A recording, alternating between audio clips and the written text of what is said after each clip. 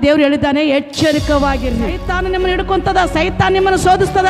ಸೈತಾನ ನಿಮ್ಮ ಹತ್ರ ಬರಲಿಲ್ದಂಗೆ, ಸೈತಾನ ನಿಮ್ಮನ್ನು ಶೋಧಿಸಿಲ್ದಂಗೆ, ಸೈತಾನ ನಿಮ್ಮನ್ನು ಬಿಳಿಸಲಿಲ್ದಂಗೆ, ಸೈತಾನ ನಿಮ್ಮನ್ನು ಕುಗ್ಗಿಸಿಲ್ದಂಗೆ ನೀವು ಹುಷಾರವಾಗಿರ್ರಿ. ಕದರಿಸಿದ ಸಿಂಹದ ಹಾಗೆ ಮನುಷ್ಯನ ಹುಡುಕ್ತದಂತ. ಯಾರು ಹುಡುಕ್ತದ? ಸೈತಾನು ಮನುಷ್ಯನ ಹುಡುಕ್ತದಂತ.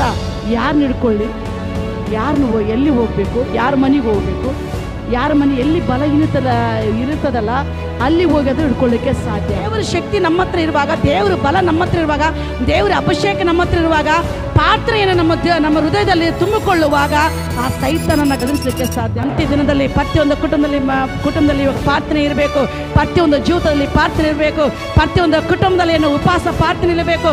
ಯಾರು ಸಭೆಯಲ್ಲಿ ಯಾರು ಸಭೆ ಹೋಗ್ತಿರಲ್ಲ ಅವ್ರು ಶೇಖರ್ ಕರ್ಕೊಂಡು ತಿಂಗಳ ಪ್ರಾರ್ಥನೆ ಇರೋದಾದರೆ ಖಂಡಿತವಾಗಿ ಆ ಕುಟುಂಬವನ್ನು ಸೈತಾನನ್ನು ಮುಟ್ಲಿಕ್ಕೆ ಸಾಧ್ಯವಿಲ್ಲ. ಪೇಪರಲ್ಲಿ ನೋಡ್ತಾ ಇದ್ದೇವೆ, ನ್ಯೂಸ್ನಲ್ಲಿ ನೋಡ್ತಾ ಇದ್ದೇವೆ, ಟಿವಿಯಲ್ಲಿ ನೋಡ್ತಾ ಇದ್ದೇವೆ, ಎಲ್ಲ ಕಡೆ ಸಮಾಜದಲ್ಲಿ ಈ ಒಂದು ಸೊಸೈಟಿ ನೋಡ್ತಾ ಇದ್ದೇವೆ.